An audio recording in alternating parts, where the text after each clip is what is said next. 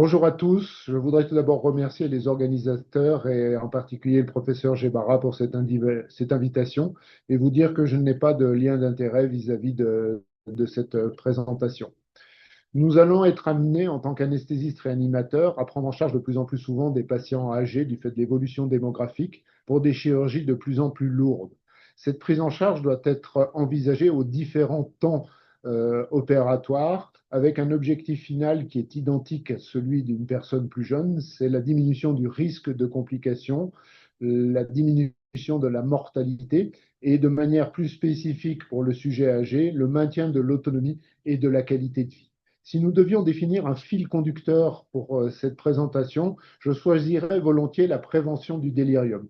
Pourquoi? Parce qu'il y a une littérature abondante sur cette complication et que cette complication représente un tournant évolutif pour l'avenir du patient âgé, parce qu'elle est responsable de décès, mais aussi parce qu'elle va altérer les fonctions cognitives du patient dans les mois et les années qui vont suivre sa survenue, avec une menace sur l'autonomie du patient.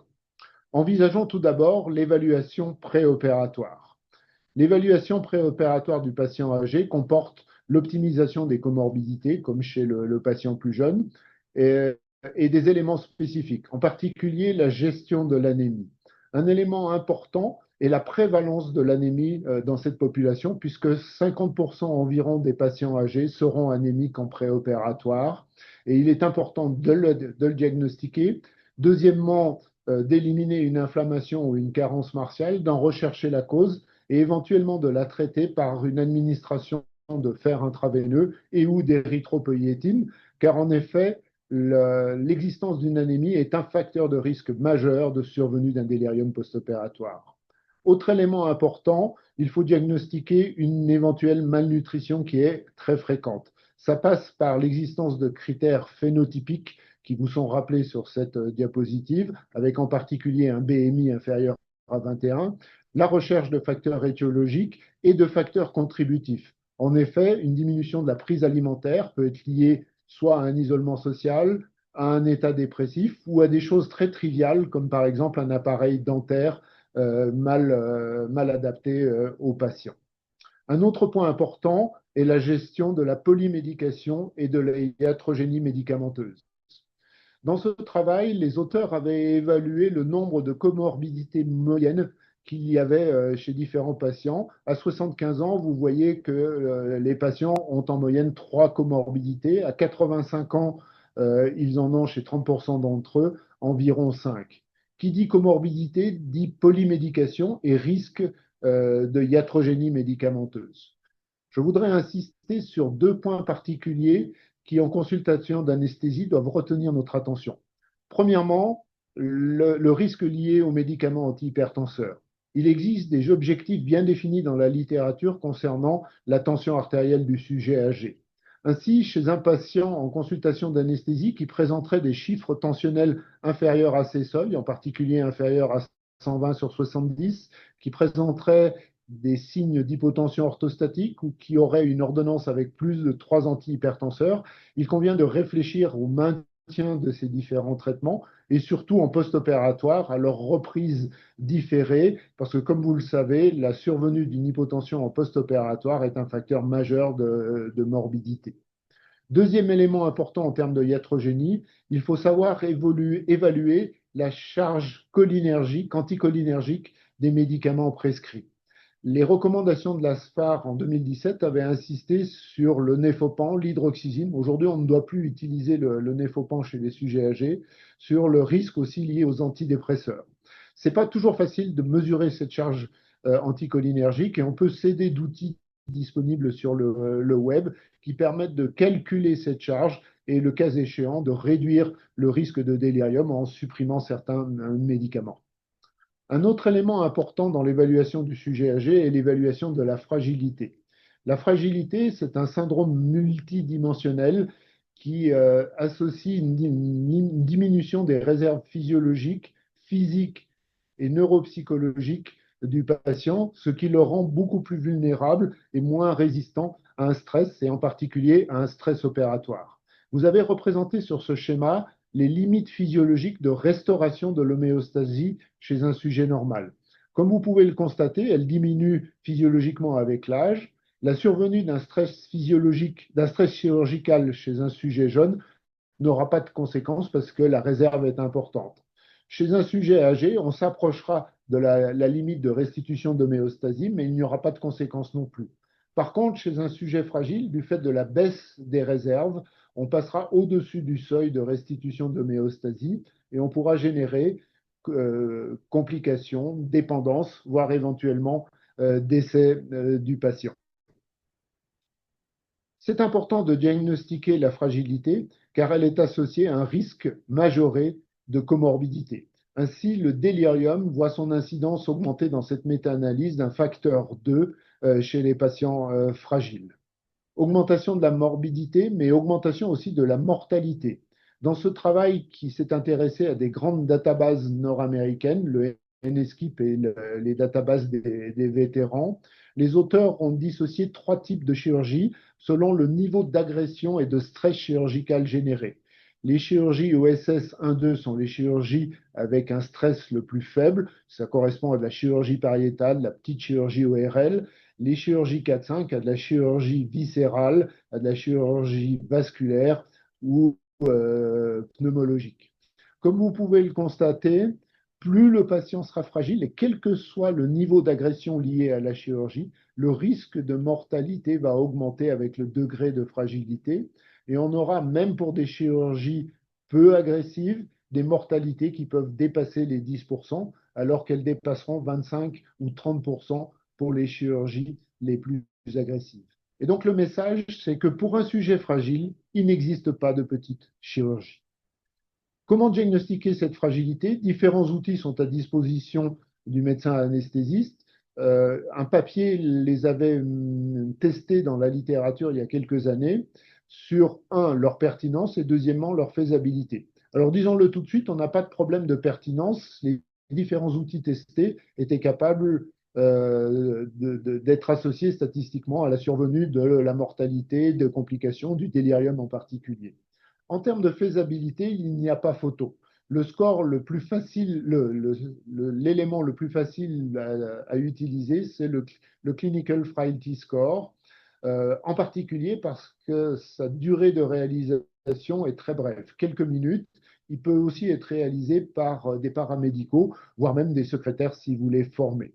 Ce score, quel est-il? Il est représenté ici avec différents niveaux. Un patient devient fragile à partir du moment où il est limité, dépendant pour réaliser les actes de la vie courante d'une tierce personne. Quels sont les actes de la vie courante? C'est l'hygiène corporelle, c'est la capacité de s'habiller, d'aller aux toilettes, d'être continent, d'avoir une locomotion normale et de préparer ses repas. Si vous êtes dépendant d'un tiers, vous êtes fragile. Si vous êtes non dépendant, mais simplement ralenti dans ces actes, vous êtes vulnérable. Vous êtes robuste si vous n'avez aucune limitation et fragile avec différents niveaux si vous êtes limité de manière plus importante.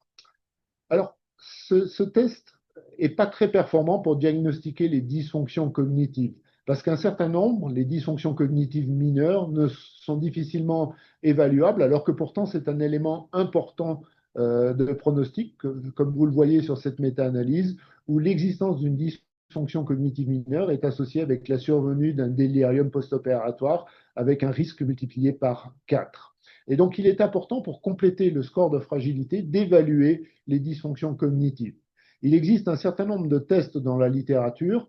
En clair, en pratique de consultation d'anesthésie, vous ne réaliserez pas un mini mental state et il faut se retourner vers des choses plus simples. C'est ce qui avait été testé dans ce travail où finalement l'outil le plus classiquement recommandé, c'est le mini-cog. Le mini-cog, je vous le rappelle, c'est un test où vous faites répéter 3 noms choisis dans une liste au patient. Vous lui demandez dans un cercle prédessiné de mettre tous les chiffres d'une horloge, la grande et la petite aiguille, par exemple, pour mettre l'heure à 11h10. Et puis vous lui faites répéter les 3 mots que vous aviez énoncés précédemment. Et donc avec ces éléments, vous êtes capable, avec beaucoup de spécificité, de diagnostiquer une dysfonction cognitive.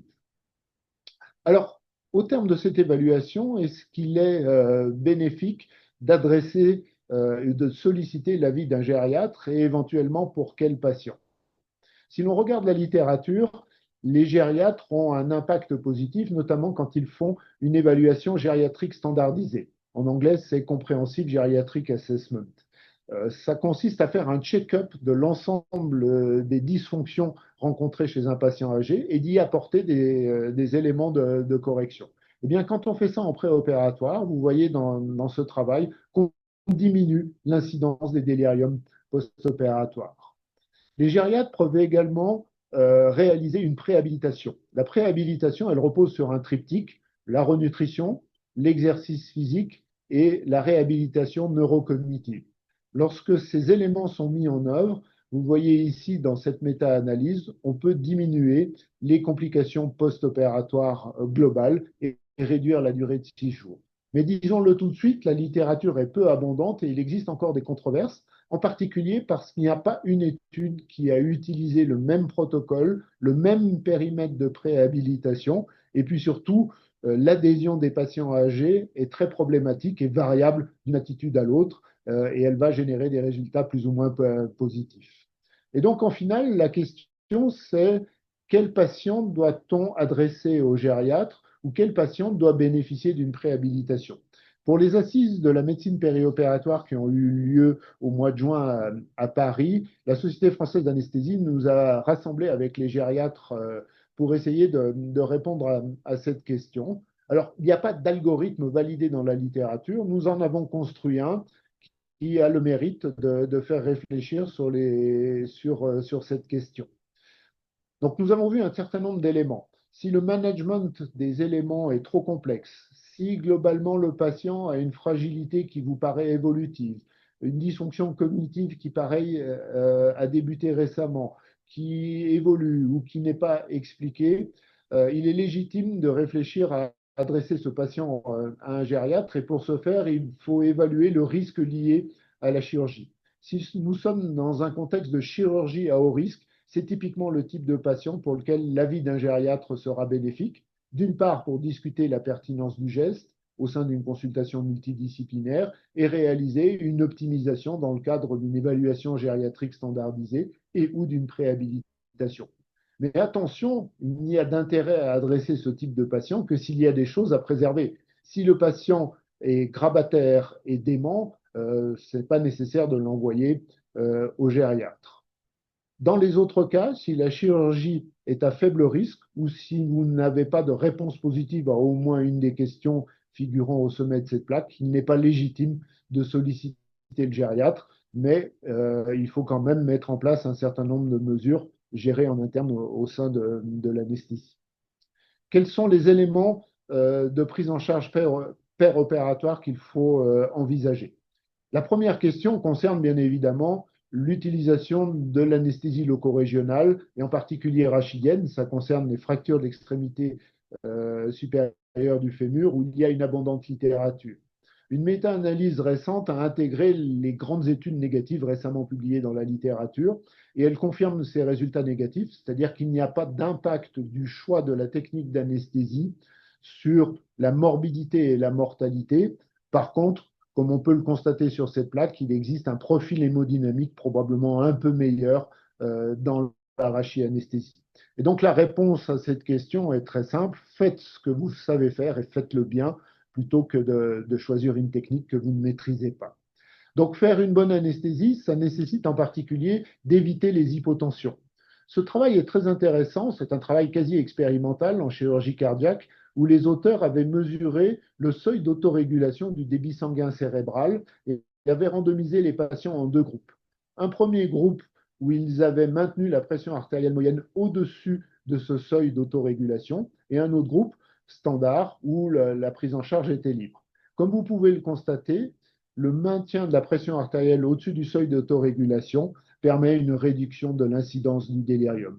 Et en fait, plus que de mesurer ce seuil d'autorégulation, ce qui n'est pas accessible en pratique clinique, ce travail nous incite à réfléchir à un maintien d'une pression artérielle individualisée pour le patient en fonction de sa pression artérielle de référence.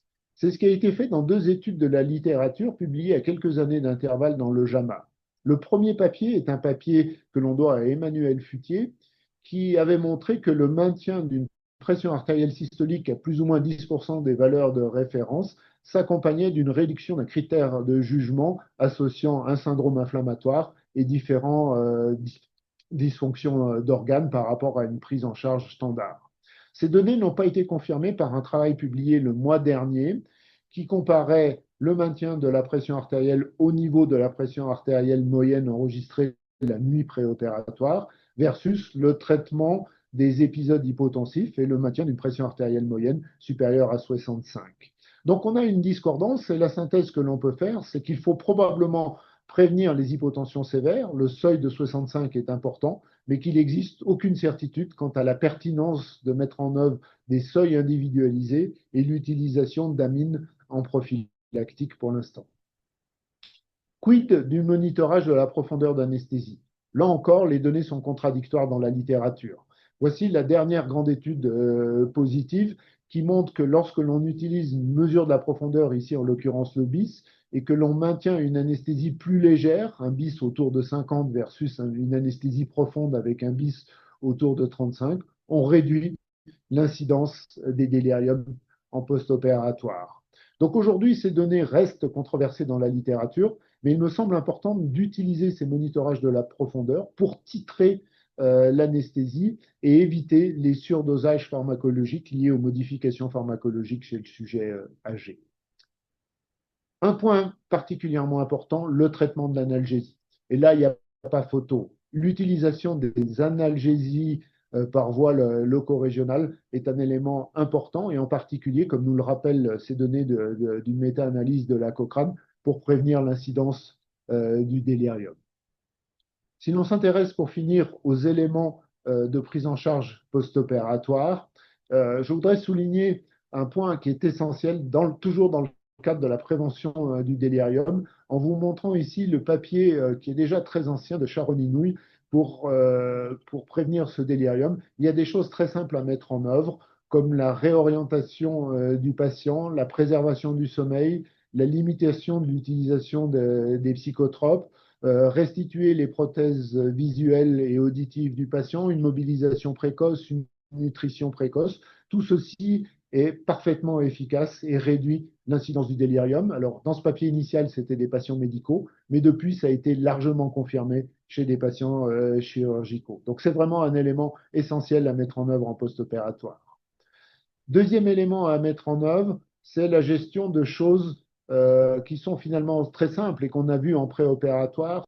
C'est l'optimisation des comorbidités, la limitation de la polymédication et de la iatrogénie, une hydratation correcte, une renutrition, une mobilisation du travail respiratoire, de l'analgésie. Tout ceci, c'est généralement parfaitement réalisé par les équipes de gériatrie. Et dans ce travail, on voit qu'un co-management entre les équipes de gériatrie et les chirurgies réduit la mortalité à 90 jours en chirurgie viscérale. Il existe des données en orthopédie, mais là, maintenant, on voit apparaître des résultats aussi en chirurgie viscérale, et ça, c'est un élément important à partir de choses finalement relativement simples à mettre en œuvre. Donc, au total, pour conclure, vous l'avez compris, la prise en charge périopératoire du sujet âgé doit être multimodale et multidisciplinaire, et elle doit s'envisager aux différents temps, pré, per et post-opératoire, avec des données parfaitement validées dans certains domaines et d'autres éléments où il existe encore des interrogations qui devront être résolues compte tenu de l'importance du sujet. Je vous remercie pour votre attention.